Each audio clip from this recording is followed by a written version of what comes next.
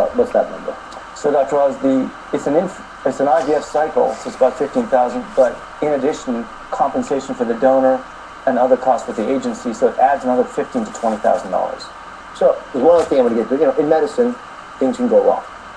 Complications happen. It's a complicated process, as I described. It's just happening naturally, much less if we get involved in it as human beings. Your lab has been in the news for an error that occurred. So, you know, talk to us a little bit about those types of risks, ones that are not even perceivable. Yeah, you know, so we had a situation where we had some missing embryos earlier this year. Fortunately, we found them. Importantly, we talked to the patient immediately that we had trouble finding the embryos. It was just something in the lab, but our systems openly found them.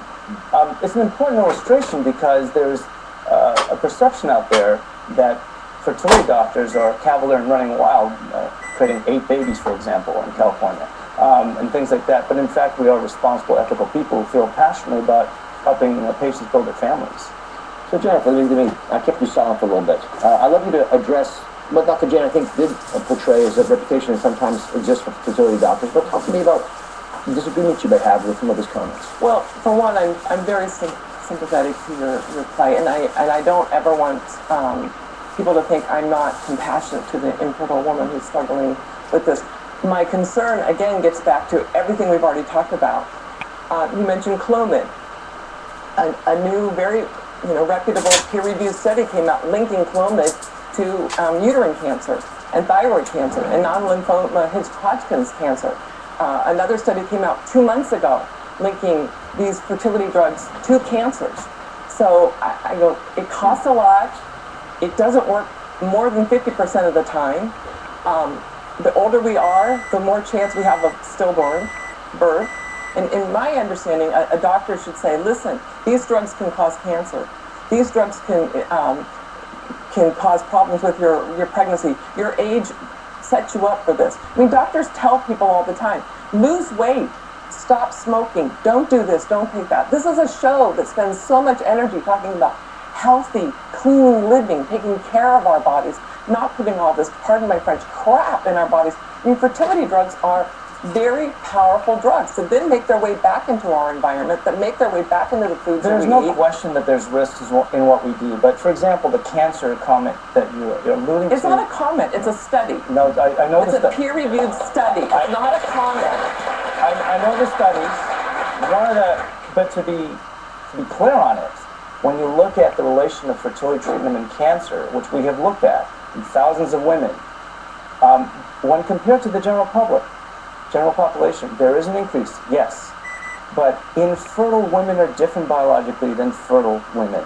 They themselves have increases in cancers, and when you correct for that, the risk from the fertility treatment goes down. So that's actually, and when you look at the real numbers, they're actually very low. Peer-reviewed studies correct for those. I'm going to just take a quick break here. There's obviously heated debate, and every survey we've done is 50-50 down the line. That's why we're doing the show. We have a ton more we're going to talk about. We just heard about some of the financial risks. What about the health risks? What are the ones that particularly an older mom faces? And what about the babies? The shocking truth when we return. Up next, in your 20s, your chance of having a baby with Down syndrome are 1 in 1,400. Are you ready for this? When you're 45? You're kidding me. No. Considering all the risks. How seriously do you take these issues? I want a healthy baby. Sometimes saying it's not a good idea. Coming up. And on Tuesday, the wrong diet foods could be making you fatter. This is your ultimate grocery list. 99 diet foods Dr. Oz wants in your shopping cart. This will take you less than a minute to make. That's coming up on Tuesday. All right. Egg white breakfast sandwiches from Tim's. Look at us starting the new year off right. Egg whites for breakfast. This morning I went for a jog. I did yoga. I stood on the bus. So... I wasn't sitting, I was standing. But you're not moving. Then how did I get here? Tim Hortons' new egg white breakfast sandwich. A delicious seasoned egg white omelet on a toasted whole grain English muffin. Now only $1.99. Breakfast is now served every day until noon. I lost 62 pounds on Jenny. I have 2 kids. and this is the first thing I've done since I'm a mom. It was all for me. I came to a point in my life where I needed to put myself first. Jenny just offered a really quick, easy solution that was delicious. I love to eat. I love my pasta. I love my rice. I love all things chocolate. Jenny's foods are out of this world. I absolutely love the pasta. This is my Jenny. This is my Jenny. This is my Jenny. This is my Jenny.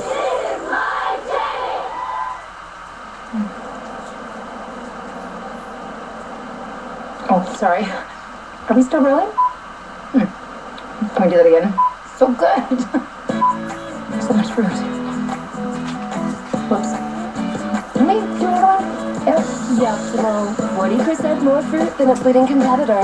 And 2 probiotics that contribute to healthy digestive tract flora. Yoptimal from your plate. Are you feeling optimal today? Say goodbye to the effects of winter dryness. You're going to want to dive right in. New Age Perfect Hydro Nutrition Golden Balm. So rich it hydrates to nourish winter skin dryness for beautiful, firmer looking skin. Enriched with calcium and 10 precious oils. Age Perfect, the #1 brand for mature skin. I lost 62 pounds on Jenny. I have 2 kids. And this is the first thing I've done since I'm a mom. It was all for me. I came to a point in my life where I needed to put myself first. Jenny just offered a really quick, easy solution that was delicious. I love to eat. I love my pasta. I love my rice. I love all things chocolate. Jenny are out of this world.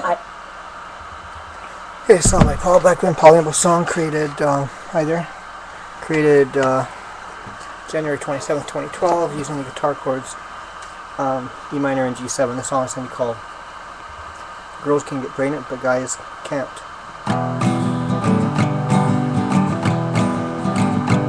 Well, girls can get pregnant, but guys can't.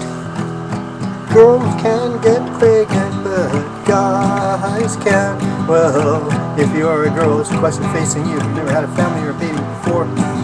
And do you want to do it? Do you want to do it? Do you want to get it?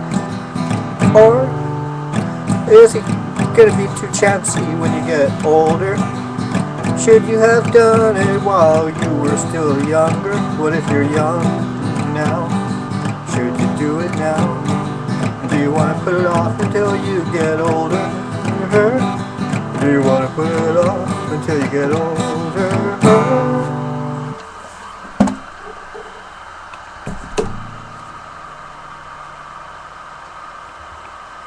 And then we have a premature baby, #1. #2, also, unfortunately, because our eggs are more mature, the incidence of you having Down syndrome or any other chromosomal abnormality, unfortunately, increases as well. Just to give you an idea, in our 20s, their chance is 1 in 1,400. Okay. Are you ready for this? Yes. In our 40s, it's 1 in 30. When you're 45, it's 1 in 12. You're kidding me. No. So, Dr. J, we just heard about complications for both the mom and the child. How seriously do you take these issues? Oh, we take them really seriously. I mean, patients going through all this trouble to have a baby, and I'm trying to help them have a baby. I want a healthy baby.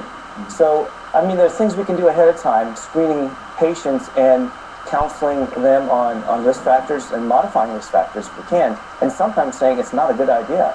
Find a